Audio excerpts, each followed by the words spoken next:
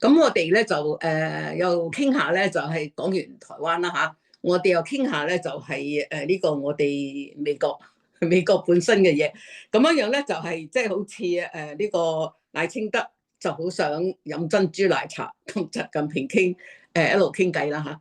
咁但係咧就特朗普又好奇怪喎，即係嗰個自從即係雙方咧嚇美中雙方嘅代表，佢哋喺瑞士日內亞咧就係傾完之後咧。咁就大家各自翻去點樣處理啲問題。咁跟住第二日，佢就話佢要喺星期六咧就同習近平通下電話。但係你未通電話之前咧，佢就已經又去咗周遊列國啦，係咪啊？去咗中東一輪咁樣。咁同時佢同中東講嘅時候，翻嚟嘅時候就話啊咁樣咧，我就先下齋為強啦。即係同大家傾過之後咧。就變咗咧，就即係大陸咧，又去同佢哋游説啊咁樣。其實佢哋大家兩邊都各自去揾一啲周圍支持自己嘅人，咁樣可以勢力龐大一啲嗬。咁但係最大個問題咧，就係佢而家又話佢希望咧喺短期之內佢可以同習近平咧就見下面嘅，再講下佢哋個關稅嘅問題。咁關稅佢喺講緊關稅嘅問題嘅時候咧，就琴日。即係琴日20號咧，就出咗一張照片出嚟啦，就係即係美國同埋大陸嗰邊都有出嚟，就係個新嘅咧，就係嗰個駐美領事啊，叫做龐德偉。龐德偉75歲，但係佢有個好處咧，就係話佢喺美國咧就係喺商界做咗40幾年，同時佢亦都去過香港同埋新加坡。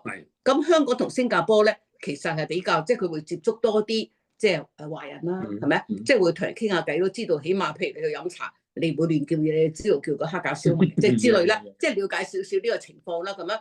咁然之後咁樣咧，大家就期望咧，佢今次去到之後咧，就可以喺即係話安排即係兩個大頭目咧就見下面。咁但係見面嘅之前咧，佢哋大家會討論好多問題。咁其中最重要嘅咧就係講嗰個叫做芬太尼呢個問題啦。咁我想聽下你哋兩位咧，對呢一個即係話又係即係一個以商人去執政嘅人物，我哋美國總統嘅話，佢係咪都係以商為商咁樣嘅方法？即係大家都傾好咗個利益嘅問題，解決咗即係美國本身嘅一個經濟困境嘅時候咧，佢就可以即係有啲功績啦，咁佢可以做多啲好嘅嘢。咁想聽下或者謝偉文你講先啦。OK， 咁大家從呢個關稅特朗普講嗰個叫 Liberal Day 係咪？嗰日咧開始就即係佢好即係喺白宮嗰度好犀利啦，講到點樣咁結果之後咧就好似一個 deal，佢都要講話90 deal in 90 day， 咁結果即係一個 deal 都冇。即係好多傳媒界都話佢等緊習近平或者等緊任何國家嘅人去打電話，但係一個都冇打到。咁就上2個禮拜啦，咁佢就喺日內瓦啦。本來我都認為係傾呢啲關稅嘅嘢嘅問題咧，唔係一朝一夕嘅。點不知佢就2日十幾個鐘頭講掂啦。就點樣誰勝誰負咧就好難咧，因為各有各，你有嘅佢有佢講，你又認為佢自己有着數啦，由我勝利啦咁，呢啲各有各法啦。但係最緊要嘅問題咧就係90日，好快。點解？因為90日之後你又會點樣咧？咁樣，因為你terminate 呢90日永遠都係永遠。呢個係呢個關稅嗰個 deal 咧就係咁啦，咁好難講，因為你 set 到90日咧就係緩衝之計嚟嘅啫。咁你頭先講到芬太尼咁樣，芬太尼又係一個問題，所以嗰個關稅戰佢美國就講芬太尼，中國咧又有個叫做稀土，都未講掂數，大家都係稀土仲未落實嘅喎，因為我知道。美國好需求呢個稀土嘅 material 去做好多嘢嘅，咁變咗咧兩個嗰個 deal 咧，其實真係又係反即係原地踏步，就乜都冇做過。咁加上到今時今日為止，我都未有聽過有第二啲國家去日本啊、韓國啊，甚至乎印度啊、歐洲、歐盟啊，都冇乜國家咧係咁樣去即係同特朗普去接觸。所以關稅戰咧，始終都係即係有一打就冇結果嘅一樣嘢。于主席如何咧？我哋睇佢兩邊講嘢咧，都係咪真係假嘅都唔知。特朗普講我哋咧好尊重習近平，佢講到好多次。佢又同佢講習近平係佢好朋友啊，乜乜乜。咁環球日報咧幾日前咧用毛澤東嘅話講，佢哋要打幾耐，我哋都同佢打幾耐。呢個係毛澤東講嘅嗰次以前啲嘢嗰時嘅話嘅。所以兩邊係咪真嘅一邊同另外一唔想見面咧，唔想傾咧，又唔係一定。佢講嘅嘢咧都係俾出口轉話轉內銷啊，都係講出嚟俾自己嘅支持者咧嚟聽下。嗰個習近平都係咁樣表示咧，佢同美國咧唔會低頭嘅，又唔會下跪嘅。所以咧習近平用嘅民族主義咧，到而家為止都好成功。又可以大陸嘅百姓咧都係好對佢用嘅民族主義嘅方式咧，都大致係同意嘅。個特朗普咧，點解習近平唔想同特朗普去見面咧？因為特朗普呢個人咧，你見面之後咧，佢對你嘅態度係乜嘢，好難估計嘅。好似佢同烏克蘭嘅總統見下面，兩個鬧交又鬧佢。琴日咧，佢同前南非總統一鬧人，你哋南非對個白人啊唔公平啊，嗰啲講咗一大亂，搞到人啲好難落台嘅。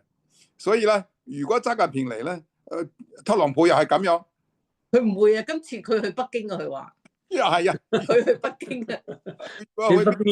所以如果我係習近平咧，特朗普邀請我同佢傾咧，我都需要考慮下。係啊，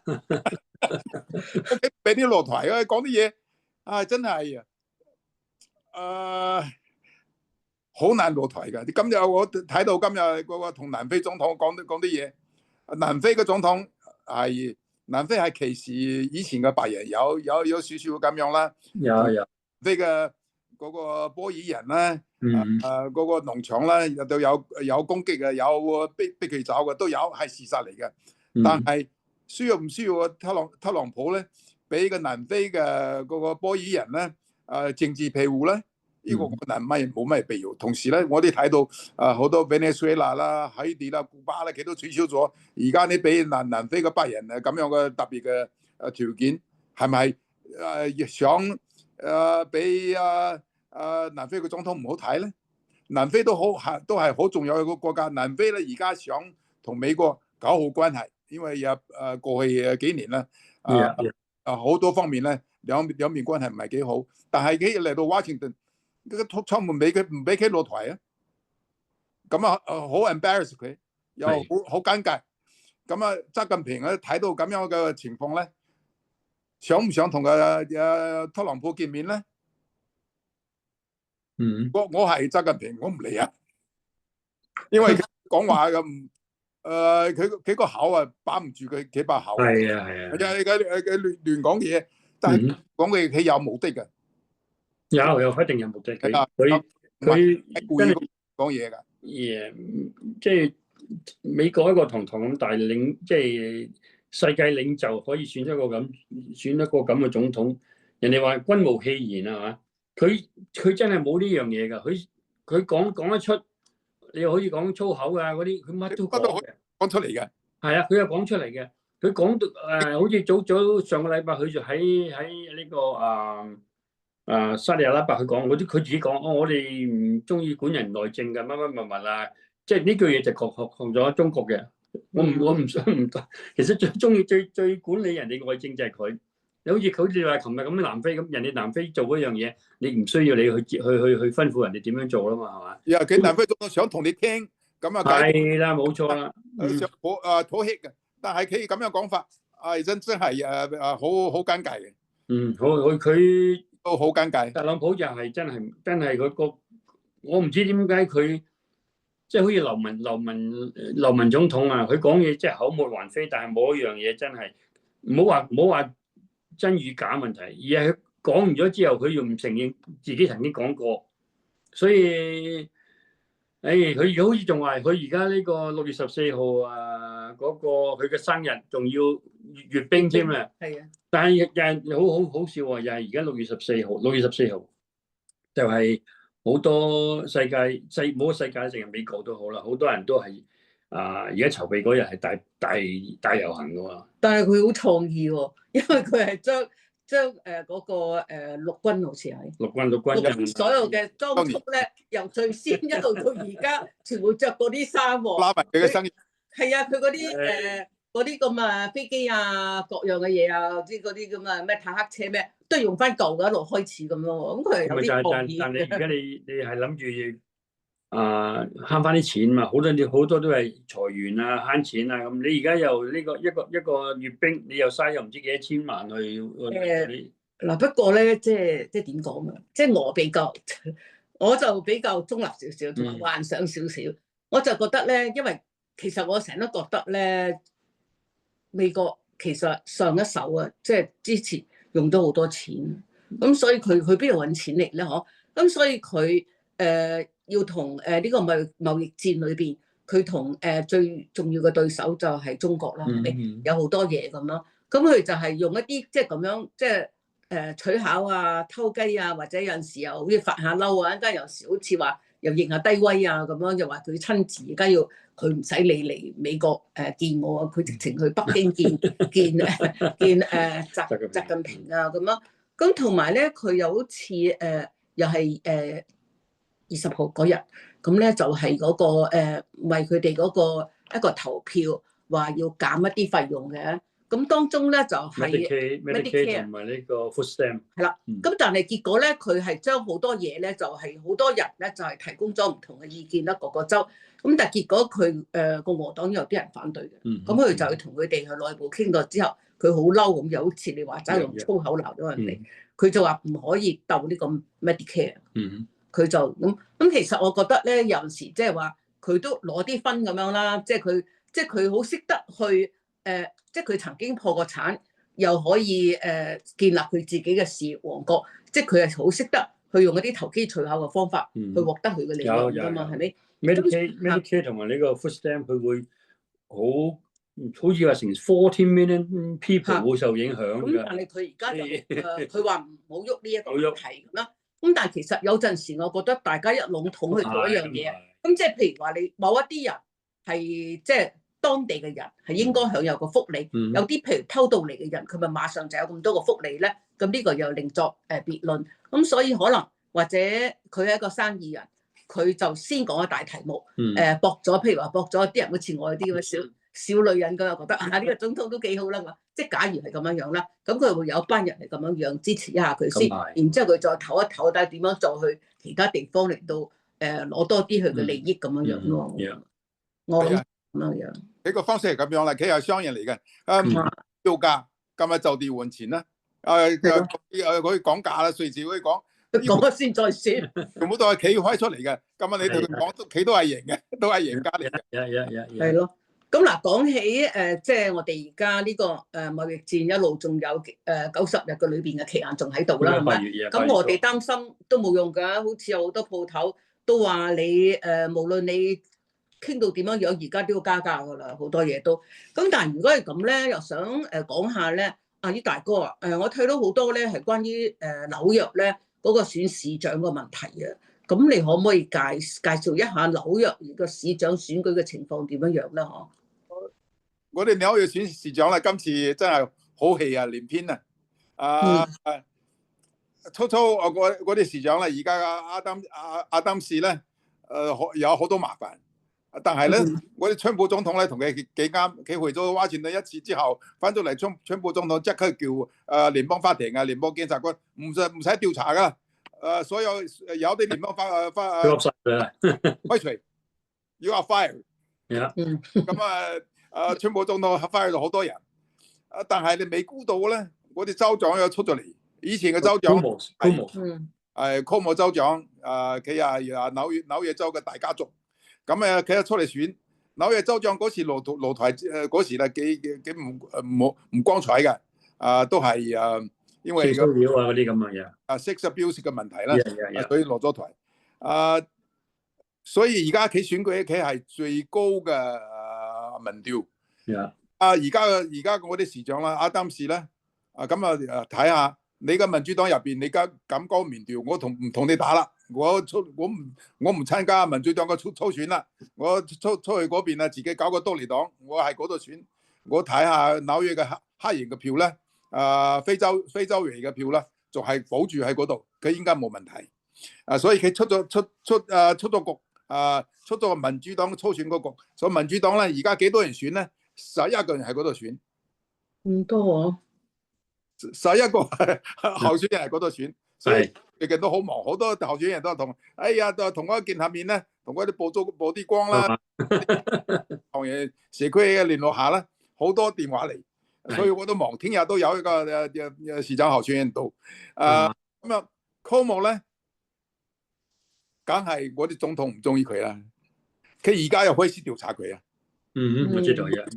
咁嗰時咧，我啲移民期間咧，全世界都睇到 Cuomo 點鐘有個記者會講紐約市紐約州啊，我點打你，但最尾都發覺咧，好多老人家因為佢個政策咧死咗。幾時咧？點解咧？嗰時咧，好多醫院咧太忙啦，好多病人，咁收唔到呢啲老人家。所有個病人咧。趕咗去老人院，咁老人院咧冇醫生，有冇護士啊，冇辦法打你，好多老人家咁過咗身，因為佢嘅政策唔啱，佢唔了解呢個疫病啦，傳染到好犀利，咁得咗之後，嗰時又冇有冇疫苗，所以死咗好多老人家。今次咧，川普總統咧。特朗普總統咧，而家有調查佢，都係打佢，因為佢係 front runner， 佢係最高嘅最優而家最優先嘅住佢。我哋特朗普總統咧想幫個阿丹斯嘅忙咧，所以又而家開始調查個科目。而家所以好真係好戲啊！好多戲可以睇嘅。最尾邊個去當紐約市嘅市長啦？好難講啦！紐約市嘅市長咧係全美國第2個最出風頭嘅政治人物。冇錯。另外咧，個個都講紐約嘅市長點樣。Cuomo 都係好，Cuomo 都係好聰明。咁你阿丹士，你而家選多利黨啦，我都係出去整個多利黨。佢都係嗰度佢多利黨咧。民主黨嘅票又攞得到，共和黨嘅票又攞得到，保守黨嘅票又攞得到，綠黨嘅票都攞得到。咁企日同佢喺嗰度爭。我幾日前見到嗰啲市長阿丹士，佢唔係好緊張啊。佢講佢嘅民主黨自己打完先，打完個個都受咗傷。我收過呢個殘局噶啦。佢同我講係咁樣講。你咁樣防線，我都防線啦。我而家睇下你當得候選人先。所以而家個風氣變咗話，好似每一樣嘢都係要用一啲即係不擇手段先可以得到自己要應得嘅嘢咁。係不擇手段啊！而家11個候選人連埋一齊，一齊鬧嘅 Cuomo 啊，係嘛？所以 Cuomo 都係。內外受敵，都有啲麻煩，有壓力嘅，越嚟越多唔會越嚟越少嘅。係咁阿 Raymond，我哋馬州嗰個選舉到底而家個進展情況係波選其實到我搜翻我先至知道現時應該有4位候選人係嘛？係就現任嘅市長呢個華裔嘅啦，華裔 Michelle 咧，俾佢最大嘅壓力、最大衝刺嘅咧就係呢個 George Floyd 啦，即係紐英倫嗰個owner 嘅仔咁啊。其餘2個都係即係呢兩個咧就 Michelle Wu 同埋 George Clark 都係民主黨嘅。咁、我覺得如果係喺麻省，尤其是波士頓選咧，民主黨啊又係有極其優勢啦。其餘嗰兩個咧就係都係黑人嚟嘅，好似我照我睇法。所以而家唯一去到9月9號咧，9月9號有個初選，就係或者4個，或者就將我縮埋變咗2個，就我諗以我估計咧，就應該就係 Michelle Wu 同埋 George Clark 去選噶啦。但係民意呢個民調咧，而家都係 Michelle Wu 係高有成40幾50%嘅，George Clark 就有40零，即係低少少啦。其實我覺得波士頓選市長咧，兩個任何市長咧都係集中佢嘅注意力係一個 housing，即係住屋問題嘅。住屋問題就非常重要噶啦，其餘就係呢個呢個咩 bustling 啊、bailing 啊，咁好多人，好似而家我哋餐唐人街都個個都怨聲載道嘅咧，都係講到唔夠位泊車啊，點解整咁多我呢個係整咁多 bailing 出嚟啊？又唔見有好多單車或者有bustling 又係咁樣啦。你 bustling 你行 bustling 有食7期㗎啦。咁變咗主要你係呢兩個問題 housing 啊，同埋個 bus 泊車啊，你要即係比較落多啲功夫落去咯。咁好似Michelle Wu講呢個波士頓係而家全國嘅最安全嘅城市之一啦。咁都 OK 嘅，因為我覺得波士頓冇錯啊。即係如果比起以前好多罪案啊，好多打劫啊、槍擊啊咁而家波士頓無形中咧個罪案率係低咗啲嘅。雖然佢係講咗個 defund 呢個 police， 即係將個警力減咗係嘛？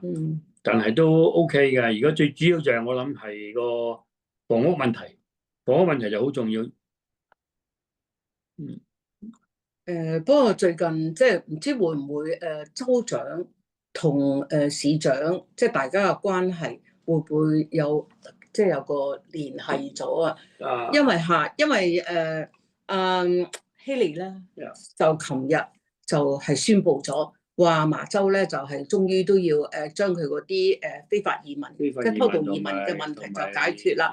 咁所以有32間呢一個旅館咧，同埋有一間即係話唔係好嚴重嘅嗰啲間倉咧，都會喺呢一個提早半年咧要結束。咁剩翻落嚟嘅人，佢話都好似你頭先所講啦，安排係俾佢哋入去住一啲即係話可以俾佢哋居住嘅屋。係咯。咁所以呢一個係比較吃香，但係終於就係話因為呢個市長同州長咧都用好多，即係都千方百計咧，同其他嘅州嘅嗰啲一啲人物咧，就去商量一下，可以點樣可以即係話去即係爭取佢哋所要去盡量協助一啲留低咗嘅一啲喺佢哋州嘅一啲移民唔遣返去嗰個問題。咁但係如果照希利呢一個咁快捷咁樣就搞掂咗呢個問題咧，咁所以我諗民主黨喺麻州佢各方面都可以，而家可能冇以前咁即係暢所欲為咯。